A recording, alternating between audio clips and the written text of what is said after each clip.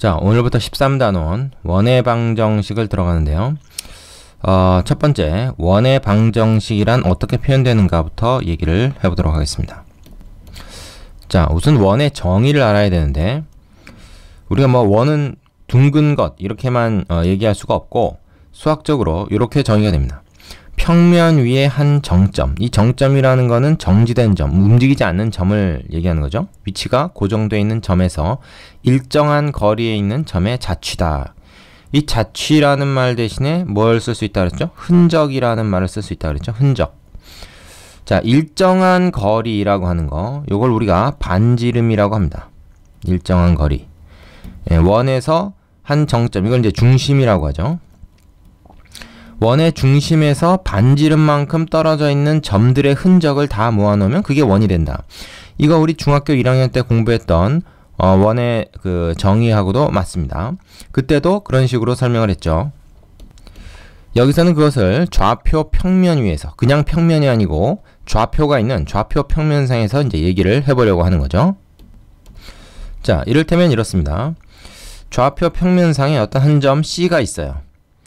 여기서 이제 그 C를 우리가 중심으로 합니다. 좌표는 A, B고요.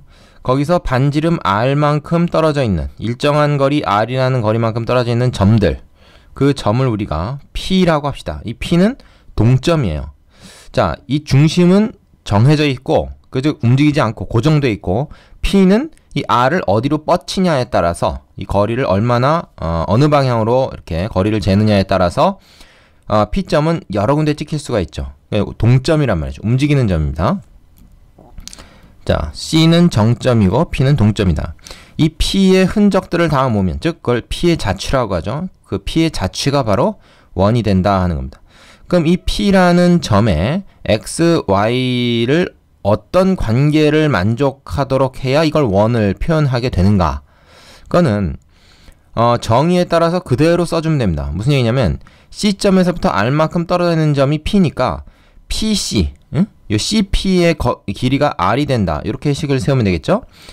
자, 그럼 CP의 길이라고 하는 거는 뭐예요? 이건 R인데 걔는 두 점 사이의 거리 공식에 의해서 X-A의 제곱, 그 다음에 Y-B의 제곱, 그리고 그 합의 루트, 얘가 되겠죠?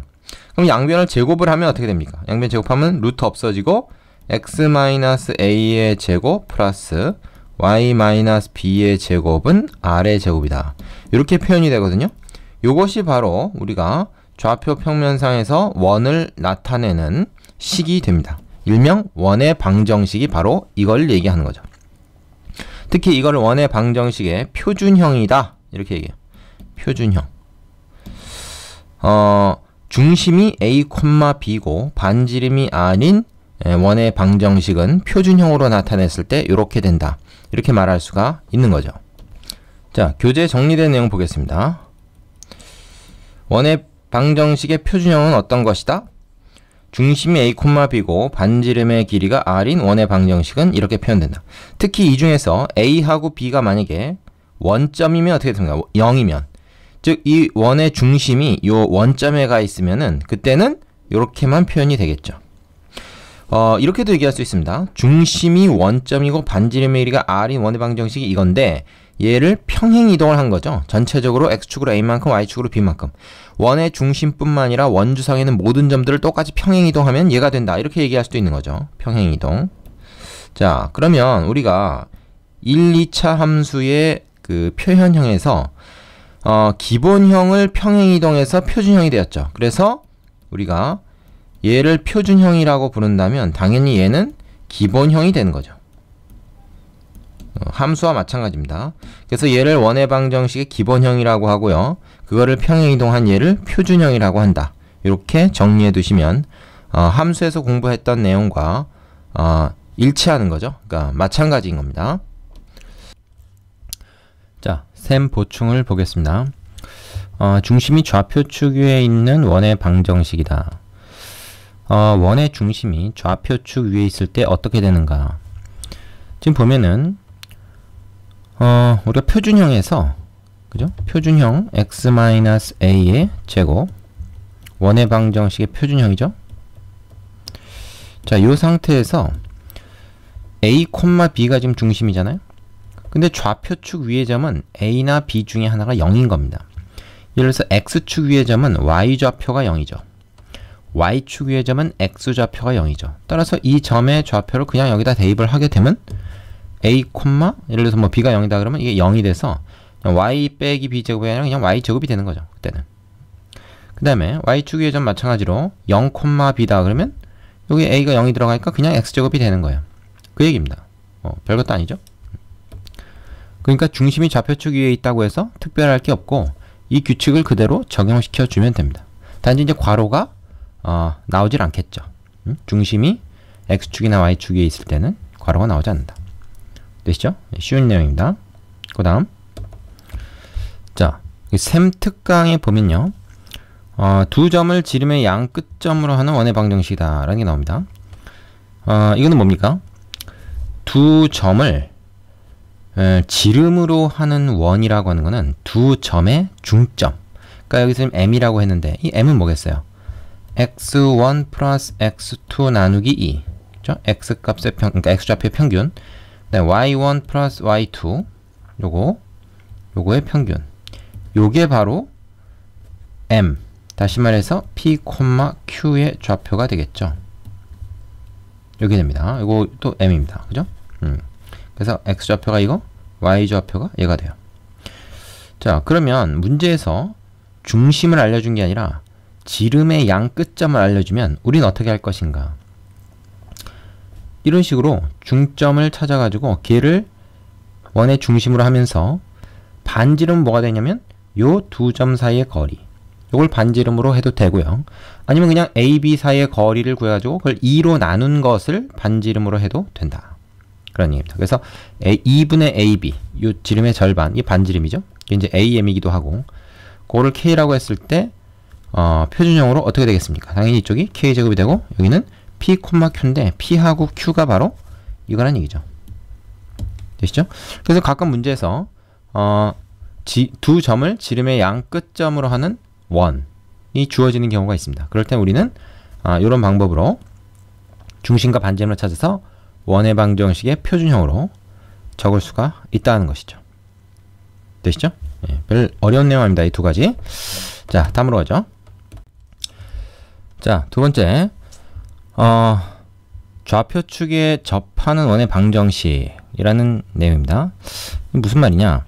이 원이 있는데 이 원이 X축이나 Y축에 이렇게 살짝 접하는 거예요. 그러니까 이 원의 이 접선 중에 그 X축이나 Y축이 있는 경우다. 이렇게 얘기해도 되겠죠.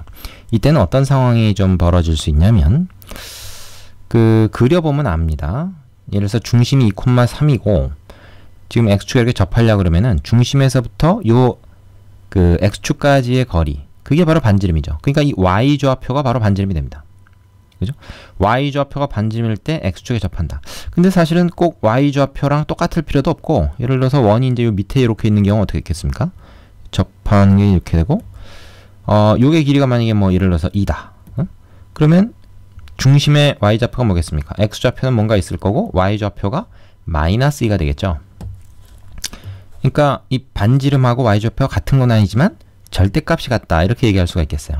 그래서 이렇게 결론을 내릴 수 있습니다. X축에 접하는 원은 그 원의 중심의 Y좌표가 절대값이 바로 반지름이 된다. 자, 잘 못 들은 사람은 다시 한번 되새겨보세요. 그럼 Y축에 접할 때는 어떻게 됩니까? 이 X와 입장만 달라진 거죠. 그래서 중심의 X좌표가 바로 반지름, 혹은 중심의 X좌표의 절대값이 반지름이 될 수 있습니다. 그죠? 그럼 이 두 가지가 합쳐지면 어떻게 될까요? X축에도 접하고 Y축에도 접하는 원이 있다면 어떨까요, 여러분? 이거는 당연히 두 가지 다 적용을 하면 되죠. 원이 이제 이런 식으로 X축, Y축에 동시에 이렇게 접하는 거예요. 그러면 어떻게 되겠습니까? 요게 다 반지름이죠. 이게 반지름을 우리가 R이라고 한다 그러면 이 경우에는 X-R의 제곱, Y-R의 제곱은 R의 제곱. 요런 형태로 될 겁니다. 그죠? R이 세 번 나오겠죠? R, R이 이제 중심이니까. 그리고 반지름도 R이니까. X축, Y축에 동시 접한다. 물론, 이거는 꼭 1사분면에서 접하지 않고 이렇게, 뭐 이렇게 그 2, 4분면에서 접하는 상황도 있겠죠. 이때는 어떻게 되겠습니까? 이때는 여기가 플러스가 되겠죠. 마이너스 r, r이 중심이 될 테니까. 그러니까 이제 부호는 좀 달라질 수 있어도 절대값은 계속 r. 그거를 맞으면 중심의 좌표와 반지름으로 그대로 가져오게 됩니다. x축, y축에 동시에 접하는 원, y축에만 접하는 원, x축에 접하는 원. 각각의 특징이 식으로 나타날 때 바로 반지름 r 혹은 r의 절대값이 이제 들어가게 된다는 건데 정리해 보겠습니다. 자, 중심의 좌표가 a, b고 x축에 접하는 원의 방정식은 이렇게 표시되는데 여기서 이제 좌표를 이렇게 얘기를 해줬으니까 뭐 r을 쓰지 않았죠. 근데 바로 뭐가 됩니까? b 혹은 b의 절대값이 r이 되기 때문에 이쪽은 b제곱이 된다. 얘랑 얘가 이제 맞으면 같은 게 오게 되는 거고요. 이 때문에 뭐 b가 플러스든 마이너스든 똑같습니다. 이쪽은 어차피 양수되고, 그죠? 음수여도 괜찮은 거죠, b가. 그 다음에 중심의 좌표가 a, b고 y축에 접하는 것은 바로 x좌표, 그러니까 중심의 x좌표의 제곱이 바로 반지름이 된다. 반지름의 제곱이 된다. 그래서 이제 반지름 r이 뭐가 된다? 절대값 a가 된다. 이렇게 얘기하면 되고, 여기서 반지름 r이 절대값 b가 된다. 그래서 절대값은 꼭 얘기를 해줘야 돼요. 얘는 뭐 양수, 음수 다 되지만 r은 반드시 양수해야 되니까. 반지름이라는 건 이제 길이를 의미하기 때문에 항상 양수가 돼야 되죠. 되시죠? 그래서 우리는 중요한 게 뭡니까? 이렇게 식이 딱 나온 걸 보면 얘가 지금 x축에 접한다, y축에 접한다라는 걸 찾아낼 수 있어야 된다는 겁니다. 요 숫자 같은 것을 보고 말이죠. 이해됩니까? 요 숫자 같은 것을 보고 접한다. 물론 그려보면 알 수 있죠. 그래서 그려봐야 돼요, 사실은. 되시죠? 자, 그 다음으로 가겠습니다. 자, 원의 방정식의 일반형은 1, 2차 함수 때랑 똑같습니다. 일단 표준형을 먼저 적을게요. 자, 원의 방정식의 표준형이 두 점 사이의 거리 공식으로부터 유도가 되는데 이렇게 됐었죠. 중심이 a, b고 반지름이 r인 원이다. 물론 여기서 이제 r은 양수고 a, b는 뭐 양수, 음수 다 가능합니다. 실수가 되겠죠.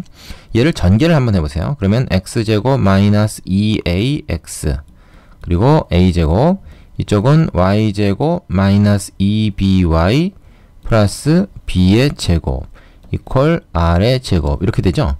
그럼 이거를 내림차순 정리해 보겠습니다. x제곱 y제곱 2차항 먼저 적고 그 다음에 마이너스 2ax 마이너스 2by 그 다음에 a제곱 플러스 b제곱 마이너스 r제곱은 0이다. 이렇게 되는 거죠. 되시죠? 자, 그럼 이거를 우리가 x 앞의 계수 얘를 라지 a라고 치환하고 y 앞의 계수 얘를 마이너스까지 해서 b로 치환하고 요 놈을 c라고 우리가 치환해서 쓰면 x제곱 플러스 y제곱 플러스 ax 라지 by 플러스 c 이퀄 0 요런 형태가 돼요. 요것을 우리가 원의 방정식의 일반형이다 이렇게 부릅니다. 자, 표준형이 있으면 그것을 전개한 게 항상 일반형이 된다 그랬죠. 함수에서도 원의 방정식도 마찬가지입니다. 표준형을 지금 전개해가지고 일반형을 만들었죠. 자, 일반형의 모습의 특징을 좀 살펴볼 필요가 있어요. x제곱 y제곱 둘 다 2차고 계수가 1이죠. 사실 뭐 계수가 1이 아니더라도 둘의 계수가 같으면 됩니다. 둘 다 2, 얘도 양변 2로 나눠버리면 되니까 이쪽이 어차피 0이니까 나눠도 되죠.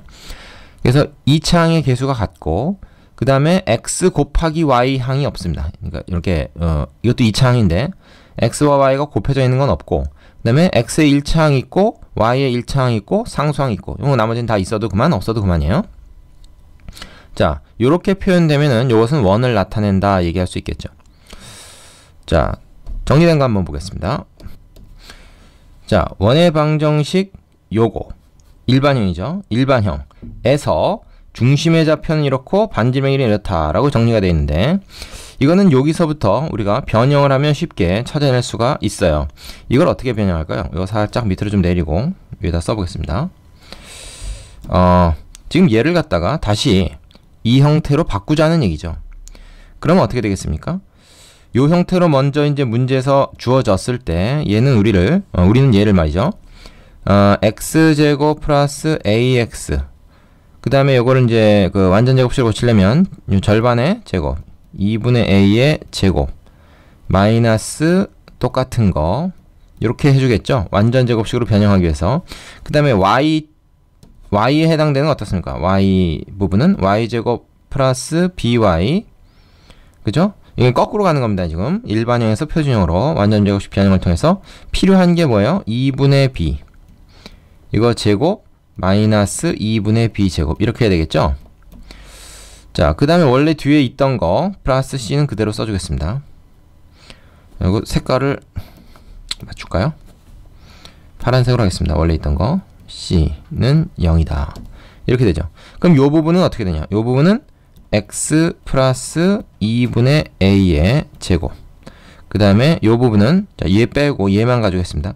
이 부분은 y 플러스 2분의 b의 완전 제곱. 자, 그 다음에 이제 남는 게 뭐가 있냐, 이거. 남는 거는 4분의 a 제곱, 얘는 마이너스 4분의 b 제곱, 이렇게 남겠죠? 네, 플러스 c. 이렇게 되니까 표준형으로 지금 고쳐가고 있죠? 요거. 그러면 얘를 절로 넘깁니다. 오른쪽으로 넘기면은 결국 뭐가 되는 거예요? x 플러스 2분의 a의 제곱, 그 다음에 y 플러스 2분의 b의 제곱 이퀄, 자, 요거 다 넘기면 부호 바뀌고요. 4로 통분하겠습니다. a제곱 플러스 b제곱 마이너스 4c다. 이렇게 얘기가 되겠죠. 자, 그러면 이제 이게 뭐냐면 요 놈이 마이너스 a에 해당되는 거고 요 놈이 마이너스 b에 해당되는 거죠. 우리가 표준형에서 얘는 뭐예요? 얘는 r제곱에 해당이 됩니다. 그러니까 우리가 뭐라고 얘기할 수 있는 거예요? 포물선에서도 그랬지만 2차 함수에서도 우리가 그랬지만 얘만 보고도 우리가 중심의 좌표는 요거에 맞으면 마이너스 2a분의 b, 그거 바로 그거죠. 그죠? 마이너스 2a분의 b, x만 놓고 지금 봤을 때, 그래서 중심의 좌표가 마이너스 2분의 a, 마이너스 2분의 b다. 요거를 우리가 금방 체크할 수 있다. 실제로 만들어 봐도 그렇고. 그 다음에 반지름의 길이가 어떻게 되냐? 얘가 r제곱이니까 반지름의 길이는 여기다 루트를 씌운 거겠죠? 그죠? 루트를 씌운 거. 그래서 이렇게 됩니다. 여기다 루트 씌우면 이렇게 되죠. 자, 그럼 중요한 것은 이거 왜 나와 있겠습니까? 이거. 이 근호 안에가 양수가 되지 않으면 이게 의미가 없죠. 그죠? 실수가 안 나오잖아요. 그래서 이쪽 부분, 그 오른쪽 부분의 이 분자 a제곱 플러스 b제곱 마이너스 4c는 양수가 돼야 됩니다. 자, 그러니까 아까 내가 원의 방정식의 일반형이 이렇다라고 했는데 사실은 이렇게 나온다고 해서 다 우리가 실제 원을 나타내지 못하고 요 조건을 만족하는 것만 좌표 평면상에서 원으로 표현이 되고 xy에 관한 2차식이면서 xy 항이 없는, 그리고 x제곱 y제곱 2차 항의 개수가 둘 다 일치한다고 해서 몽땅 다 우리가 원을 그릴 수 있는 것은 아니다. 그래서 얘가 이 양수인 것을 실원이라고 하고요. 실제로 그릴 수 있는 원. 얘가 음수가 되면은 허원이라고 합니다. 우리가 0이 되면 그거는 반지름이 0이 되는 거니까 그걸 우리가 점원이라고 그래요. 점원. 원이라고 보긴 좀 그렇죠. 그런 거는. 자, 그래서 일반형으로 문제에서 원의 방정식이 주어지면 우리는 그거를 표준형으로 고치는 것을 할 수 있어야겠다. 이거는 마치 2차 함수, 포물선식을 일반형을 표준형으로 고치는 것과 비슷하고, 유리함수, 이제 2학기에 나오죠. 유리함수식도 마찬가지고 다 비슷합니다. 그래서 일반형은 표준형으로 고쳐야 우리가 그림을 그릴 수 있기 때문에 그렇습니다. 여기서 이제 완전 제곱식이 쓰인다 하는 것도 공통점이고요. 되시죠? 자, 그래서 이제 일반형으로 원의 방정식이 이제 많이 주어질 텐데 그걸 가지고 우리가 중심의 좌표, 반지름의 길이를 쉽게 구할 수가 있어야 되겠습니다.